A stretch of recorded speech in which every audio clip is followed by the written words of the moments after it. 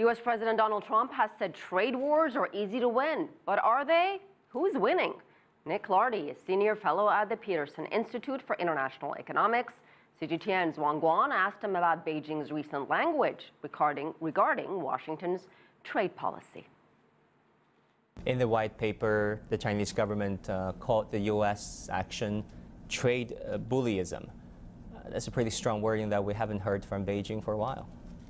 Well, I think there's some justification for that. You know, the United States is still the world's biggest economy.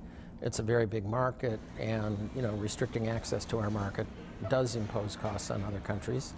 And the bullyism, you know, has several dimensions. It includes, you know, extraterritoriality, applying U.S. law in other countries, and so forth, that many countries around the world find objectionable. It's not just China. How do you think the results of the midterm elections could potentially impact the positions of the current administration regarding China and trade?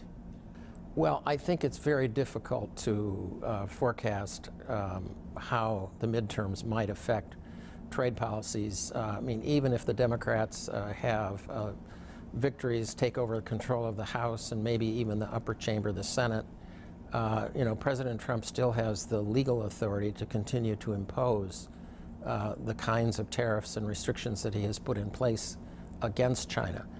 I don't think he's going to take those off, even if he suffers a significant defeat in the midterms. I think those restrictions will come off when the evidence accumulates, which I think eventually it will, that these tariffs are imposing very high costs on U.S. consumers and U.S. businesses.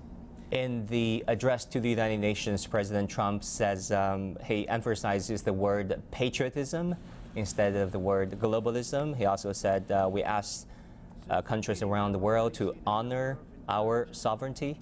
How do you think that would impact global trade going forward? Well, it's very hard to connect, you know, something President Trump says with his actual actions. He's somewhat unpredictable.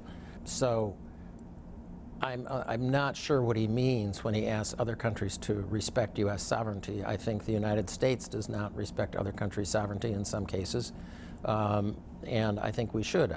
And I don't think there are any serious cases where other countries are not respecting U.S. sovereignty. Dr. Lardy, thank you so much for your time. Thank you.